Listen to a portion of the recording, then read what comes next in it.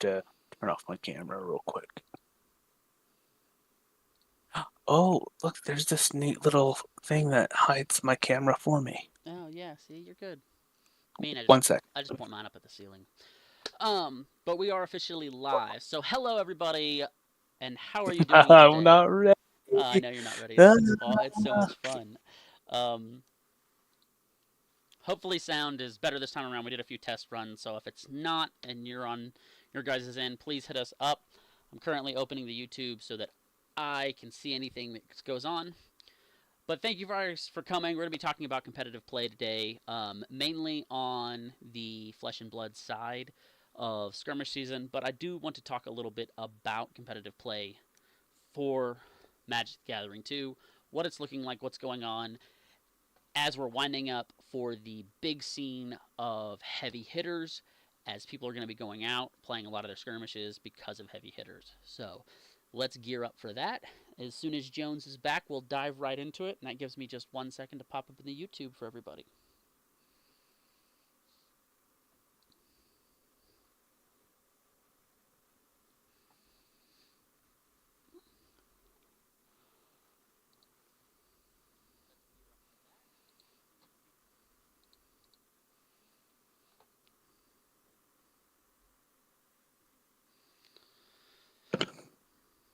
okay, and I am back looking nice and Fresh and fresh. dapper. And I'm just sitting over here Yeah. rocking my Ask a Lot of Questions shirt. Also, I had a logo of a company on my shirt. It's a work shirt that I didn't really care for. It's a company that I don't currently care for anymore. Fair enough. I mean, we could both rock Dr. Peppers and support Dr. Peppers because, we bleed Love Dr. support. Pepper. All right, guys, give me an hour. I gotta run to the store, I can pick just up walk some, to the closet and put on a Dr. Pepper shirt, although I think I've worn it so much that I've ripped it a little bit. get a couple DPs for the stream. And that does not mean what you think it means, even though that is originally what it means. We're talking about Dr. Pepper. Dr. Pepper. Yeah. I love how you point that way because it's the opposite way of me. Is it? Yeah. Because on my screen and on my stream, You're I'm that. pointing Yeah, you're that directly way. at you. Yeah, you're that way. You're that way. You're that way for me. Yeah, you're that way for me. So I got to point this way. Yeah, So you I'm got. always looking away from you. Why the heck, Chance, would you do that to me? Exactly. Yeah, when you're pointing over there, like you're like, Which is perfect because you like right there. my my screen's right here. You on my screen is over here, but you're not over here. You're over here. Exactly. What the heck? Yeah, thank you. Um, yeah, so every time you turn and look the other way, you're turning away from me and insulting Well, the because world. I'm looking at the screen to look at you while you talk. It's very respectful. I'm trying to look in your eyes, and now it just looks like I'm looking away. Yeah, pretty much. I can't Um, put my camera over there because you'd show off all my anime waifus I'm not ready to show off. yeah, you're ridiculous. Um, but It competitive mainly play, has bandos, actually. competitive play, Yes. and Okay. getting into competitive play. I'm probably gonna Well, steal are some. we ready? I mean, we're ready. I already kind of introduced it. Well, you can do an Okay. intro. I know you Well, want to do an intro yeah. for shits and giggles. Well, So welcome everybody. This is the Magic and Flesh and Blood. I'm here with my co-host Chance. Would you like to introduce yourself, Chance? hi, my name's Chance. I am the founder of the Magic of Flesh and Blood with the help of my co host Jones, who just introduced himself slightly. Let's go ahead and dive into tonight's gameplay, which is. Competitive play. So competitive play. Let's dive headlong into it. Let's talk about what's going on and let's see if we can figure out what's up and what's going to be coming up for competitive play. Yeah, and Chance is going to cover mainly competitive play in Flesh and Blood, Yes, sir. and I'll cover what kind of competitive play goes on with Magic the Gathering. Right. Well, and as you know, and I don't know because I'm not in the Magic scene as much as you are, but as you know, everyone that's watching that plays Flesh and Blood, we are looking at a competitive scene for heavy hitters coming up as we are ramping up of the release, the full release of Heavy Hitters, which looks to be a phenomenal sets back to our roots of the good original two sets, technically three. Crucible was a supplemental set, but the original three sets of Flesh and Blood that really puts us back to our roots. Just kind of arena brawl, bash it out, hit it out. None of this crazy crap that's been going on with the rest of the sets. This is back to the roots of just smash 'em, bash 'em, flesh and blood. Oh yeah, which by the cover art alone, some of the cards, it looks cool, and it should be the most competitive form because you can combine some of the most bashy-ish heroes Well, in the game. and let's talk about that real fast. In the competitive scene, we now have warrior brute cards. I believe warrior brute cards, guardian brute cards, guardian warrior cards. Like, we have just clashed everything together and made this modge podge of just cards that can be used in multiple decks.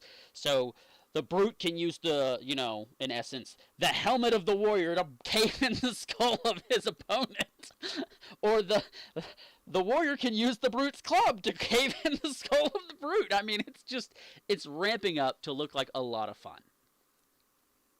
Yeah, no, it sounds good. And from the Magic front, we're currently facing remastered reprints of a lot of cards. Some of those are pretty competitive cards, so we'll see a lot of people running, say, more mill decks, because that's going to be a lot of the cards from this set. So Return to Ravnica. So, so with that being said, does this set look like it's going to be big in the competitive scene of what is your competitive scene there? It's has a specific name. So there's a few competitive scenes. I play Commander, but I don't play what's called Modern, competitive. yeah, modern Well, competitive. we got Modern. Yeah, Uh, there's no more Standard. I haven't seen Standard in a very long time. Another really popular one because it's not as um, toxic as Modern is do Pioneer. you think that that set will see gameplay in competitive? Yes, Okay. mainly because. Go ahead. Go ahead. Never mind. Well, my thing is mainly because of what I want to know why that set's going to see a lot of competitive play, and what you think is going to be the hit cards of competitive play, and why they're going to be crucial to competitive play overall. I would say mainly the Shock lands, which are lands that come in tapped unless you pay 2 life. They're getting another reprint. That means they're more available to more people. The prices will go down, making them more um, budget worthy for a lot of these decks. Do we have special editions? Um, there are special arts. Yeah, full art special Those, editions. Full arts. yeah, Yeah. Okay. Cool. yeah. The alternate arts is what they would be called because they're altered Right. from what the original printing of the card for the set is. That's what I was looking for. Um, I just couldn't figure it out in my head fast enough. yeah, no worries, no worries. Those will be probably the most popular thing in this set. People aren't really talking about it at my game store, to be honest.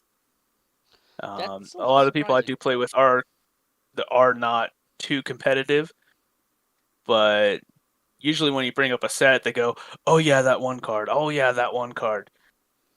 No, there's not a lot of talk. So it's just keeping the status quo.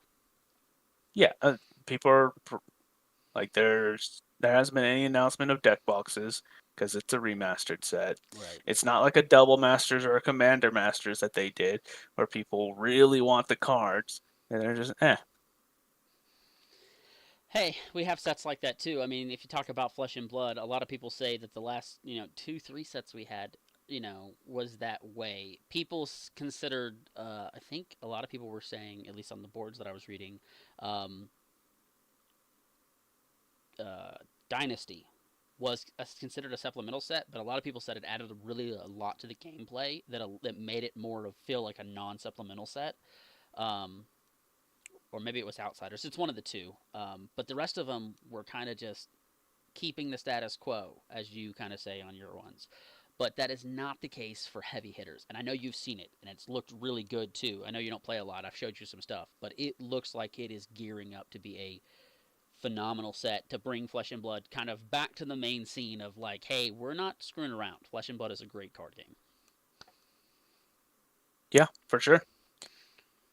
Um, You want to talk about like kind of the gameplay that's Going to I be do, because competitive with this new set? yeah, because this is going to be really fun. As much as I love to rant on Flesh and Blood because they will not give me my PVE, um, when they mentioned it years ago now, and they No created chance, no chance. What is PvE? player versus environment. And the way that he Oh, originally pitched it to us was it was supposed to be a dungeon crawl like you do in Dungeons and Dragons. And what am I, Jones? oh, you're the all-powerful DM. My Exactly, I want first my ever. dungeon crawl, you son of a.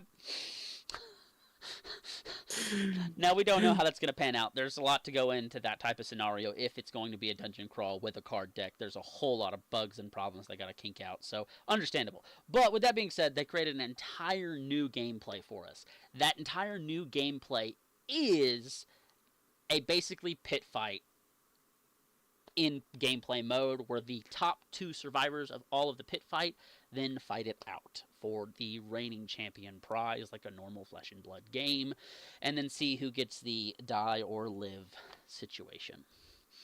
So here's the question: do they play the game to the fullest, or they play until the last two, and then they start a new game No, one on so one?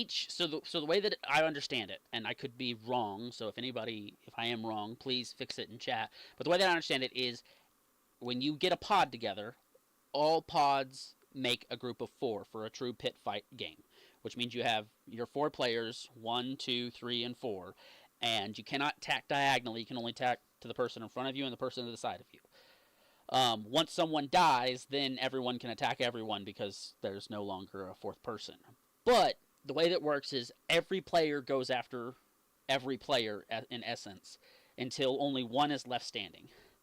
And if you have enough pods, you keep repeating this until you're basically down to your top two players. Now, I'm assuming if there's only four players, the winning person is the winner of the pod. Um, but it would be really interesting to see how that pans out on a larger scale and how it really does pan out when the game launches and we get to see how, you know, pre-release events go because it's the Yeah, new gameplay. where are the main events for like tournaments? You see some of these like um was it Singapore or Yeah, like New Zealand? so Dallas always has one because I'm a Texan. So Dallas almost always has some type of national type of event that you can go to. Maybe not every year, but pretty close or somewhere close to Dallas. Sometimes it's in Houston, sometimes it's in Dallas. But we have a national event in the state of Texas most times, which means if you can get to that event, you can play on a national level. Most times it's the reason I don't play competitive because of how complicated Flesh and Blood makes it. Because Flesh and Blood wants their players to be well versed in every gameplay. You actually have to play, and someone's going to probably say I'm wrong, but the way that I originally understood how they were trying to do it is you had to play through different stages before you got to go to your CC event, and people got knocked out before they ever made it to CC. You didn't all sit down at a CC event and play. You actually had to play in a draft, and then if you succeeded winning enough placements there, you got to go to the next event, which was something. I think it was draft, and then you got to play CC. Same with like other things. Now I don't know if that's changed since I did, because like I said, I'm not a massive competitive player. I'm a competitive player to be able to get to the big scenes. When we're talking about big scene competitive play, where the big prizes are, I don't really uh, go to those because it's just too complicated and also financially not has a lot of money when you're talking about dropping a lot of money to go hotel room, fly, all those things. That's not somewhere that I'm currently at to be able to do. I hope to be able to get there. I probably won't go play, but I will probably go to those events and basically do lives and gameplays and stuff and watch people. So I would love to get to that Right? point. No. If we can get you there, and or even I come down and go with you and we can record just people playing, we can show kind of what's going on. That's the really fun part. That's like I said, there's lots of goals for us. That's be fun. One of them that would be a lot of fun. Also to be able to go out and do Magic the Gathering events. The big events would be really fun too. Any events that still exist that are big, like a modern event, a commander event that's at a big place. I'd love to see a huge event kick off. So Yeah, I would love to sponsor some people too to go. That would be fun. That would be fun. The channel getting to the point to be able to sponsor people for competitive play, where we literally foot the bill for someone to go out. Like we don't get any kickback from it. We literally just pick a subscriber or somebody, and we foot the bill for them. Basically, like, hey, we want to put someone into nationals. We're going to cover flight, hotel, and you know all and entry. Room and board is on you, but other than that, we flight, hotel, that would be a lot of fun for us to be able to do, and then meet them there and watch the gameplay, see how far they can make it. That'd be a lot of fun. Yeah, like we don't need somebody that's trained to win. Obviously, we'd hope for them to win, right? Right. They'd obviously keep whatever prizes they got and stuff. We're there for the content and stuff. Oh, that would be so much fun though if we actually, got them to play in an event, and I could run practice rounds versus them, playing all different decks, so they could kind of get their deck practiced and tuned up, see different things. Because I have some weird decks compared to other people. Um, I also have some. Chance's mind, my mind, they don't work the same as other people's, and Right. so. But when we're bouncing ideas off of each other, we've come up with some crazy decks that we haven't seen other people play yet, because people are playing the meta. They haven't quite figured out like, oh, hey, this card reads this way. Oh, frick, but this card reads this way. What can we do with that? Yeah. How can we get this to clash or doing some weird conundrum of BSery that works? So, kind of on that topic of getting cards to work differently, Jones doesn't play a lot of Flesh and Blood. He's played in the past. He knows kind of how the game works. I'll literally ask him, I need this card, or I need this to do this. And he'll be like, look for these wordings. And I'm like, I can go get those cards. I know cards that Eh, work like that. And it's not You need perfect. something that says either each or whenever you draw a card, you want an effect that helps you beef up your next spell or whatever. Right. And one of the guys that I play with, I wouldn't say he's the original founder of a Rhinar deck, but he played the Rhinar deck the way that a lot of competitive people are now starting to play it. And he never played competitive, so everyone's gonna be like, "Well, he didn't play it that way first." I'm like, "No, no, no, no, no, no, no. We were playing since Crucible of War, and we were constantly tuning that deck up. I've been playing Benji since Crucible of War, which is when he came out, and I constantly am tuning that deck. And eventually, I'm going to have that deck tuned to how I want it to play, and someone else is also going to have it tuned either really close or pretty much what I have done. And I may not be the founder of it because I don't place an event because I don't play an event, but I play that deck that way. And when Benji finally they stopped screwing with Benji, and stopped, pardon my French, fucking the ninja class over competitively over and over and over again, we will have a better class. But that's the problem, is they keep screwing up certain classes and they keep trying to change them to do what they want them to do. And it's like, stop changing the class and just run with what the class already is and has, and then add little spice to it to shift it the way you want it to go. You've gone this way and then go, no, we're going to go this way now, and it doesn't work. Yeah, real quick shout out to our good friend. I don't know if he wants us to name him, but if you're watching this, thanks for being there. Thanks for showing us your deck. And do, uh, I don't want to play against it. No, After what Chance has told me, I really don't, dude. let's put it this way. You know my Volta deck very well. For competitive play, Correct. my Volta deck is stupid scary. And a lot of people are like, oh, well, any Volta deck is stupid scary. Well, they are. My Volta deck goes who gets to hit first because whoever does wins. And it's not, oh, who goes first. No, no, no, no. The goes first doesn't matter. It's who hits first, which means I'm swinging for game in the turn I swing. Who's going to make that swing first? Because whoever does wins the game. Period. There's no way to stop it. I've Um, intimidated your whole hand, and you die. does 20 hit? Oh, yeah, you don't have any cards in hand either. I guess it does. That was a dick question. Yeah, pretty much. Um, and Thanks everyone's for like, playing. yeah. Well, no, the worst part is, and he's like, I still have 4 more attacks I can do. That's the crappy part. If somehow you still have a hand for some dumb reason, or you block out with equipment and you're like, I'm still alive, and he's like, yeah, I'm gonna swing another 12. Yeah. Hey, listen, I'm attacking. You don't have any blocks, and I can attack a few more times this round. Do you want me to go through it? Good game. Yeah, good game. All right. That's the way Valda works too. I literally think I've gotten to uh, what's that card called? Rise of the Ancients or something. It's a card that basically says if you have 14 or more power in hand, it costs 3, it swings for 6, you get to swing again. I've literally gone, cool, I have a Pulverize in hand. Pay 3, play it. Pay 3, play it. Oh, I forgot last turn. I made 12 Seismic Surge. Pulverize for free. I've done that with Valda. It's really dumb. And That's really dumb. so it's That is really it's dumb. 6, 14 Pulverize free. I've also gone 6. Your next brute attack gets dominate if it hits. Discard 2 cards and pulverize on top of that. So it's swinging 15 with a dominate, which means it hits. And your next attack gets 9 to 4, and you have 2 less cards in hand. So normally I've literally like your hand's empty. Man. It's so dumb. Yeah, no, I would say the closest thing for that for me is my, let's go with a slightly less powered, would be a Snap Dex, Mm-hmm. Apex of Thunder. Right? For those who don't know, it's a mutate card from the Ikoria set. Whenever it mutates, you do 4 damage to a creature or planeswalker, and you gain 4 life.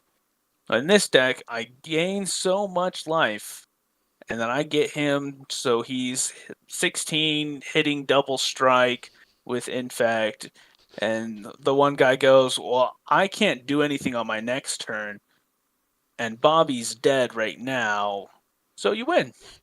Good game.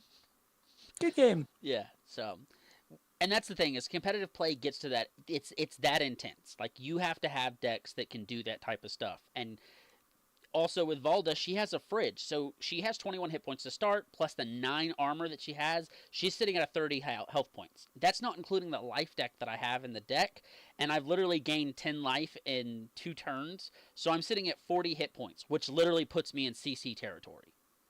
Yeah, I feel like wasn't Valda one of the PvE heroes that we created just in case to go up against the some format that somebody made. So speaking about PVE, competitive play, if we get some PVE, I'm sure there will be a PVE competitive scene to some degree because they're gonna make a game safe for it. Is what they said. Will they ever get around to it and act like Magic the Gathering and tell us one thing and never promise on it? Is we don't know yet, but we may get there with Flesh and Blood.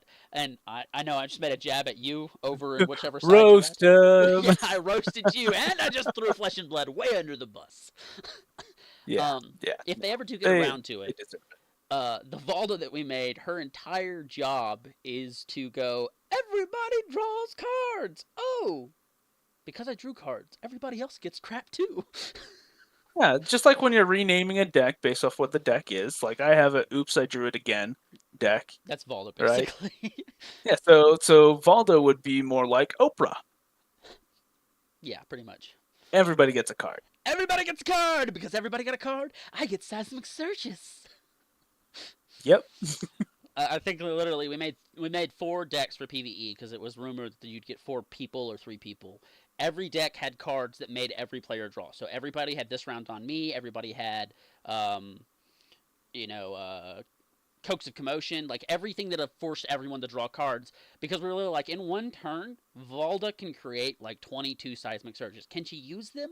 No, she can only use a maximum of 10 for one attack. The first attack uses all Seismic Surges. But I'm like, still, I get to play Pulverize out of hand for free? For For free? Yeah. And that's not assuming that she eventually gets a card that says your next Guardian attack gains go again. And she's like, I get to play Pulverize twice? Because I have one in arsenal, one in hand, and enough resources to pay them both? Haha! Like, I got one here and I got one yeah, here. pretty much. So I was like, getting to a point where Valda PvE could swing with 2 Pulverizes in a turn would be like, Yeah. Also, those of you that I'll probably be listening to this in the future, I fake flipped off the camera. oh, we know. Now you feel it. You feel it? uh, we know. But Yeah. competitive play is one of those things that I think is something that we want to dive into. And what I really want to talk about competitive play, since we kind of ranted a little bit, but is specifically whether it be Magic, whether it be Flesh and Blood, whether it be any card game, is how to pick your deck and how you want to play it. And for Flesh and Blood, the biggest thing of all to do is to figure out what hero you want to play. Now, The best thing I could say to do that is to look at all of the heroes, sit down and read every hero. For Commander, it's read every Commander that you potentially want to play. You can build the deck after you do that. Well, in Commander, in most of the other 60 card formats, you choose a play style. And You that's choose mill, draw, damage to your face, Voltron, mhm. and then you find a commander that best fits what you want to do, and you build around it. And see, that's fun. So I'll do a little side jump real quick in to two other card games as well. Flesh and Blood, Sorcery, and One Piece all kind of work the same. You figure out who you want to play and you build the deck around them. In Magic and other games, you figure out what play style you want to play and you play the deck that way. And the three games that I play are all basically here's the person you're playing, build the deck around it. Now, a lot of people will go, well, I'll build the deck and then pick the hero after I kind of know what the deck wants to do. It doesn't work well in Flesh and Blood or any of the other card games that I just mentioned because your deck will not cater to the person. You have to have your person will not cater to the deck. The deck has to cater I, to the person I think the biggest reason for that is your heroes at least stay in effect the permanently. whole time until you're done. Ours, our commanders, can get removed, Mm-hmm. exiled, and even permanently exiled, so you can't use them for the rest of the game. Yeah. So when you're And you looking, still have a life total that you have to defend. yep. And that's the big difference about the games that I tend to play versus what you tend to play. It's that my play style is who's on the field, his effect is constantly going to be going on, her effect is constantly going on, whatever is going to stay on the field, and they are going to keep going.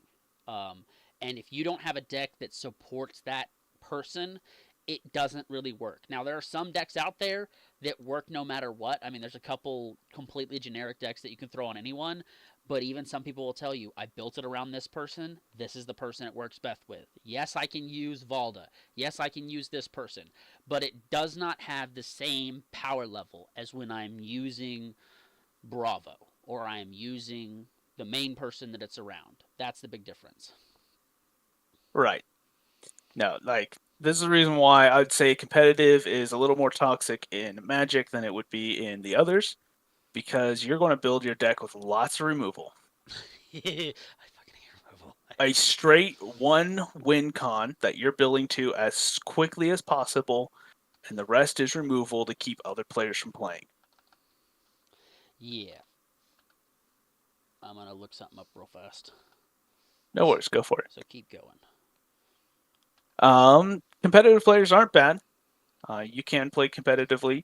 I have a lot of really strong decks, and I like we talked about before. Our minds think differently. Mm-hmm. I like to find cool, fun ways to build decks. I'll even look up a deck that I'm building recently was Rowan Scion of War, right? Really an easy competitive deck to build. But I opt out like 3 or 4 different cards that would just make it win instantly. Like a lot of tutors, even if I do have a lot of tutors in my deck, I don't go and tutor the win con that will make me win. I just want to play the game and have fun. Right. So that's it's also a big thing. Is competitive play. He's talking more casual play. Like he has us play competitive. I know he does to a little degree, but he doesn't really play competitive. He likes to play casual, even when he's playing against people that are competitive, which is why he takes those out of the deck. But when we're talking about competitive play, those have to be in your deck. Like you don't get a choice.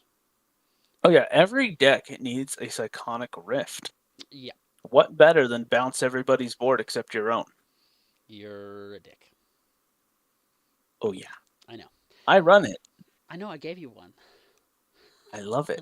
I know. It was an old one too. But I never make that play. I know. It's always 2 mana, remove a creature. You can recast him, I know. Or, hey, we really need your help taking care of this one player, so I'll return your commander back to your hand because it has an enter the battlefield effect. That's so And I know evil. it stupidly helps you, but it's going to help us. What do you say? All All right, right. cool. Bounce it back to your hand. So on a side note, but also on the main topic, preview season starts. That's what it's called here. It's called preview season. Starts January 16th for Flesh and Blood. So on the Um, 16th, we'll be able to find out more spoilers, mm, more cards. I Or are you believe talking about pre-release? preview season. I think that spoilers is the 19th. I'll dig into it a little bit more, but it's called preview season. I'm thinking that spoilers starts on the 16th. Yeah, because the 15th is really the release date, so it's 15th into the 16th. That's when we start getting all the spoilers. World premieres is January 19th. Oh, so you're talking pre-release then? Yeah, Yeah, sorry, pre-release not. pre-release is earlier. Actual launch date is I'm trying to find it. I think it's like February 2nd is like full fledged launch or something like that. Yeah, it's usually a week or 2 weeks after. Yeah, but pre-release is going to be earlier than that. I know that for sure. But this is I'm just reading off of their site. They're calling it key dates, which is preview season is on the 16th. The 19th is world premiere. Calling Queens in They're yeah just more tournaments, right? yeah is on January 20th. Pre-release, there it is. There you Events start January 26th. So yeah, so spoilers is the 16th. Pre-release is the 26th to the 29th. Set release, which is the full release where you can buy boxes and all of that, is on the 2nd. And then play events is February 3rd and 4th, which means they'll start playing events after that date. So you can play the events on pre-release, but you'll start to be able to play those events more frequently on the 3rd and 4th. So go. Right. that's us looking into our competitive season, which the world premiere is ending technically last year's world tournaments, closing everything out, seeing who the world winner is. That's the world premieres, I believe. So that's kind of our key Let's dates. let's see. Ravnica remastered. I think follows under the similar. Date process. Ravnica remastered release date is on the 12th. So your 12th is your release date, which is our spoiler season. That's just before our spoiler season. We've had some cards spoiled because you know how all card games do when they launch a set, they give you a preview of a couple cards, but we won't get our actual spoilers till after that. And I just go look on Fab for spoilers because I hate looking for everybody else. With how Flesh and Blood has given out their spoiler cards, it's been all over the board, and it's easier just to go look on FabDB and find the spoilers and not have to go look for them from other people. When some people they get handed spoiler cards, I'm like, I don't even no, I'm not going to deal with it. So it's faster and easier to go look on FabDB for spoilers, or February. February, I think is what it's called. One of the way. There's a couple of them out there. That's where I go find my spoilers. They normally have them up same day. It's real nice and quick. I have a couple YouTubers that I like to support. Those are the ones that I go watch their spoiler cards, and that's about it. You know, from my side of the pond over here. So All right. So yeah. So December 12th. So a whole month before is all the previews when they're starting to spoil cards. And then because it's a remastered set, there's no pre-release, so release date is the 12th, and that's it. right. So competitive play with what's going on currently, I think we're going to see a huge shakeup in our competitive play. Our new modern decks or not meta decks, our new meta decks will see this huge shift with I think with heavy hitters. And the reason I say this is because if you look at the last few sets that have come out, none of those heroes have really even made it on the competitive scene. So outsiders, none of them made it onto the competitive scene. Dust Till Dawn, none of them really made it onto the competitive scene. So, and here's a Do good you point. think? Do you think maybe the problem is because they've had so many uh, heroes hit legendary status that they may have possibly accidentally scaled back a little too far in power level? No, that's exactly what they did. That's exactly what they did. And when they scaled back in power level, which means I would say we're kind of at the bottom, which means we can only go up, which means heavy hitters knows how to take a step up from the bottom, which means it'll be a heavy hitting set because they have stepped up from the bottom floor of power level. Because in my opinion, Outsiders was a complete screw up in power level. Like I love traps, but you literally needed traps to be way more effective than they were, and they were not effective. Now, some people have tried to make it work, but traps are not effective. The things that they did that traps can be more effective helps, but the fact that we only get one arsenal slot is just BS. When you're coming to a ranger that lays traps, I should be able to trap my whole hand and draw up. It's like, hey, you may discard this card from your hand, and you may put a trap card from your hand face down in opponent's arsenal. If another card would go into that opponent's arsenal, Yeah, things like that. That would have then been, you yeah. reveal the As trap. long as their arsenal has no card in it, you may put this card in their trap card, and that arsenal is now taken up. They can't use it, and you get to activate it as if it was your arsenal.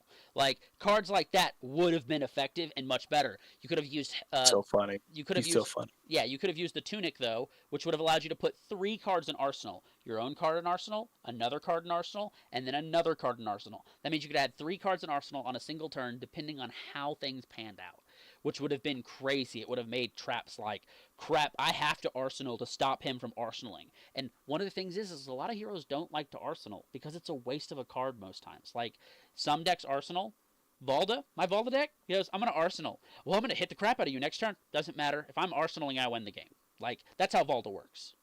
Yeah. No, Um, here's a thought, real quick, because you're bringing this up, and we digress all the time. We talk about other stuff. We got ADD. Um, your fault. for example, and you're looking into my brain and Jansen's brain here. Um, when you play an attack action card, you may play this trap card face down underneath it.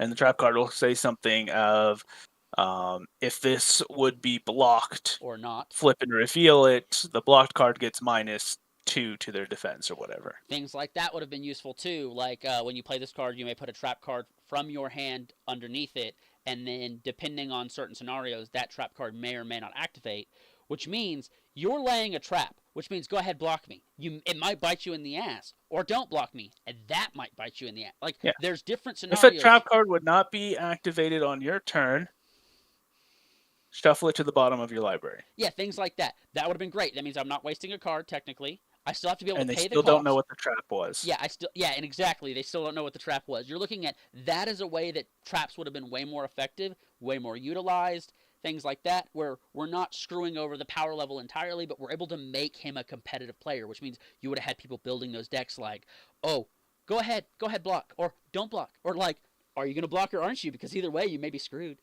And if they do block, the trap then doesn't trigger, which means it goes to the bottom of your deck. Or if it says if this is blocked, this goes to your graveyard, which would also be good for cards that you don't want to be blocked.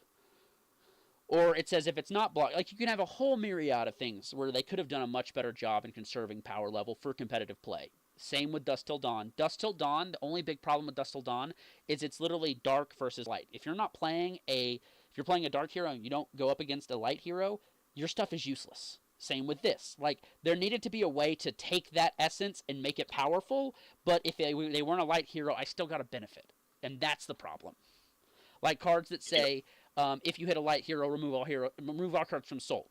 If they do not have a card from Soul, put 3 cards from your graveyard into your Soul. Like things like that, changing the wording up. So if you're not playing a Shadow Hero, I gain benefit. If you are playing a Shadow Hero, or a light hero, I still gain more benefit in some way. Like you needed cards to have a double-edged sword benefit, and everyone's going to say that's broken, but none of them have seen competitive play. None of Outsiders have seen competitive play. Outsiders saw competitive play for a smidge when everyone thought that the new assassin was going to be useful, and then realized that she kind of was here or there.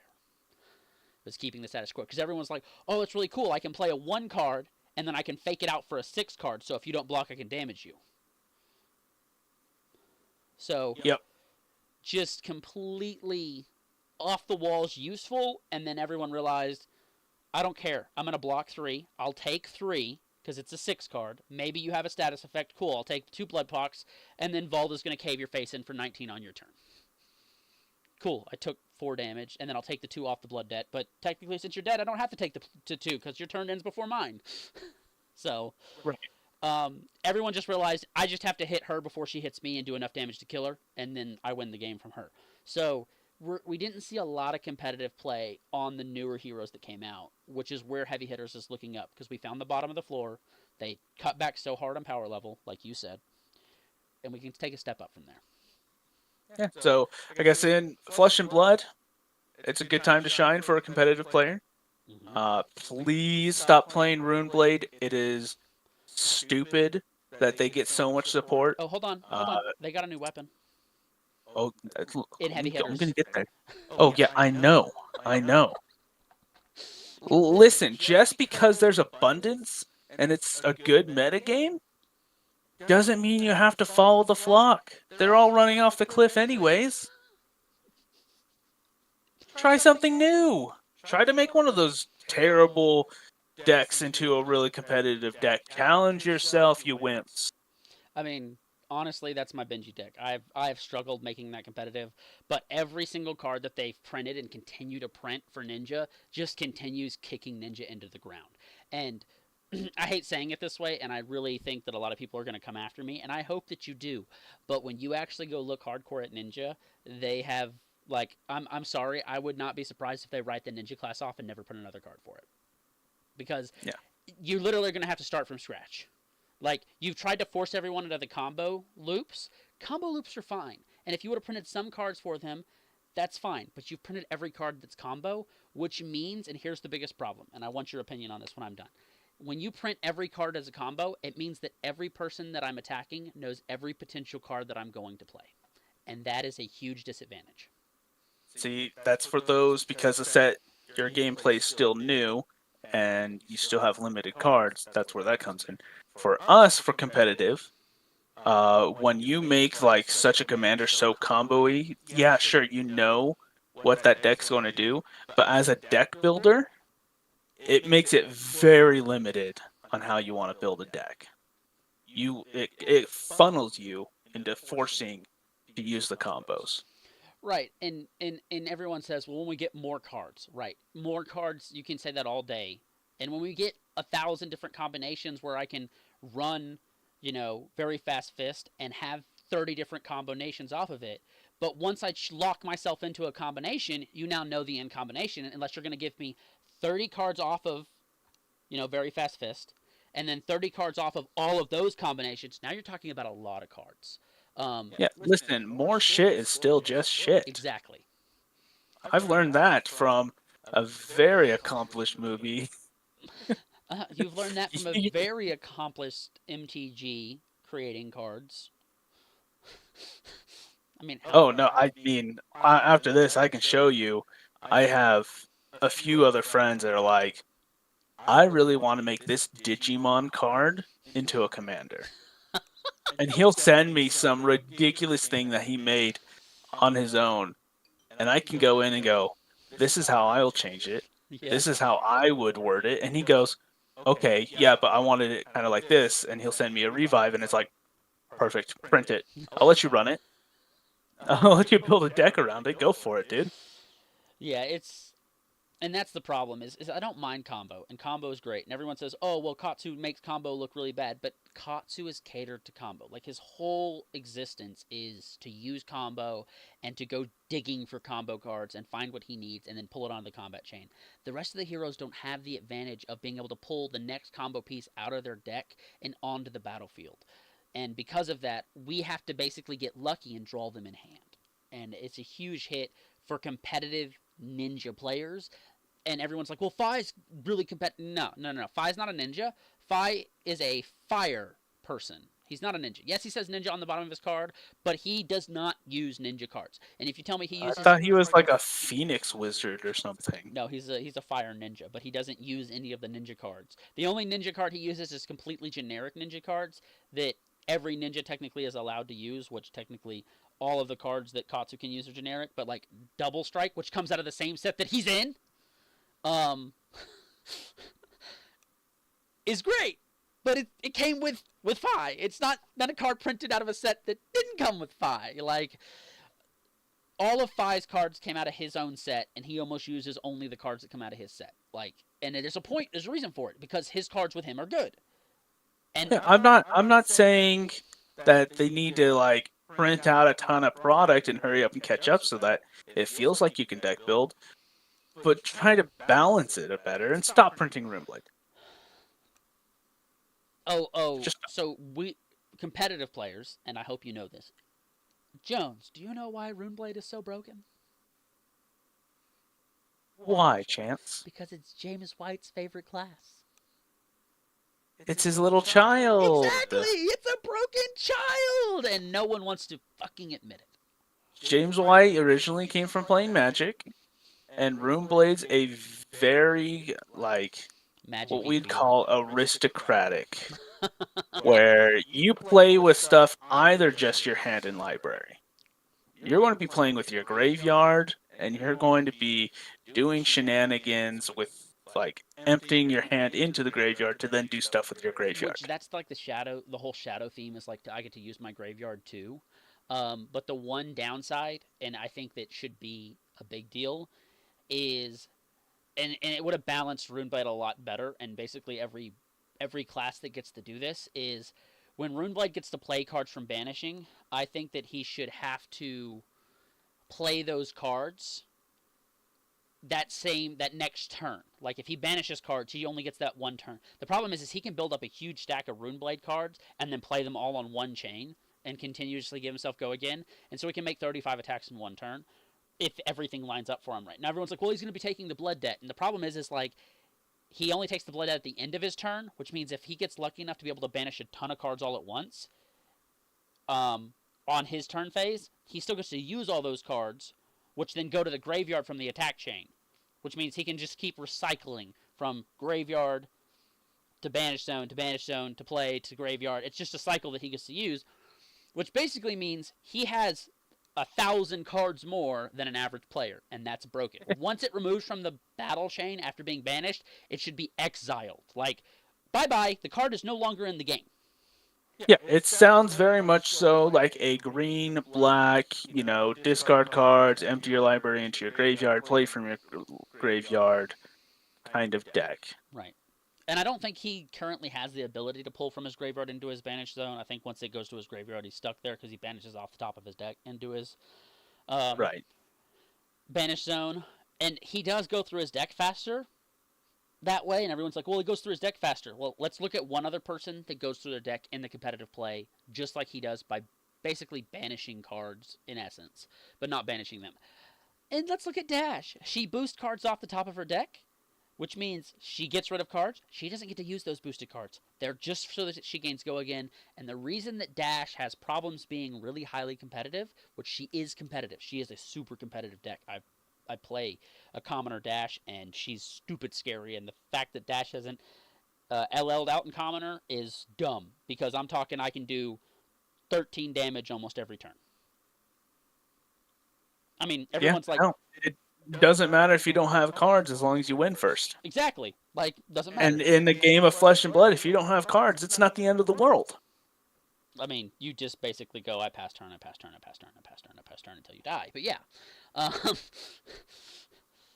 but Dash doesn't even have the same benefit of using the cards that she boosts. They literally are boosting to gain go again, and everyone's like, well, that's really broken if you're attacking for 6 and then gaining go again. You're right. If I can go 6, go again, 6, go again, 6, go again, the last 6 is doing you damage. It doesn't matter.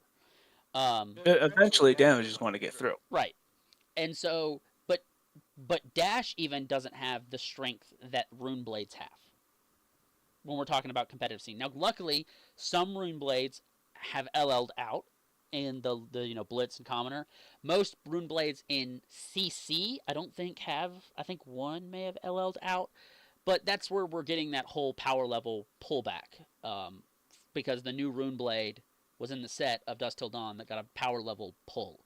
And I think they reeled so fast back on the power level that that's why we don't see any of these players in competitive that we should have seen on the competitive side because they really pulled back at a rapid rate. It's almost like trying to set the hook for a fish, but you went way too early. You didn't actually let it bite and pull. You set that hook, and so now heavy hitters is them recasting and really making sure that fish is on there before they go to truly set that hook, and that's where we're getting the difference now. So Well, I know it's not really getting late. It has been an hour, and I am tired. I know Had a long day at work. yeah, you've had a long couple of weeks with family and then getting back into the work life and everything else. But we've been here an hour. I think we made our points with competitive play and how everything's going. I don't think you have anything else that you want to talk about tonight, and so we'll kind of wrap it up there. If you guys have anything on competitive play that you want us to talk about, drop it in the comments down below. We can get to it next week. If there's no comments, we'll pick a new topic. We'll kind of chit chat about some other stuff. Anything you want to Yeah, say? go ahead. Yeah, go ahead. Add some comments, things that you want us to talk about. Hopefully, we can start doing maybe a once a month podcast or a weekly podcast on like Apple and Spotify. I would hope so. Just to get some more of our faces and voices out there. I know how soothing my voice can be. But not for you guys. That's for the OnlyFans. Yeah. So with that being said, we'll call it a night. We'll kick Jones off to bed since he's been working like a crazy animal, and Good we will night. catch you guys on the flip side. So till next time.